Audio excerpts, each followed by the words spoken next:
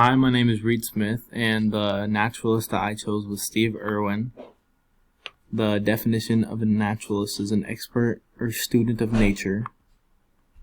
Steve Irwin was inspired to become a naturalist because his mom and dad were both naturalists. These are some photos of Steve Irwin. He was known for catching crocodiles. A summary of Steve Irwin's life is: his full name is Steve Robert Irwin. He was born on February 22nd, 1962 in Essendon, Victoria, Australia. He began his first journey of becoming a naturalist at the young age of 6 by catching a snake. He got married on June 4th, 1992 to Terry Irwin. In 1991, Steve and Terry took over his parents' wildlife park and ran it together.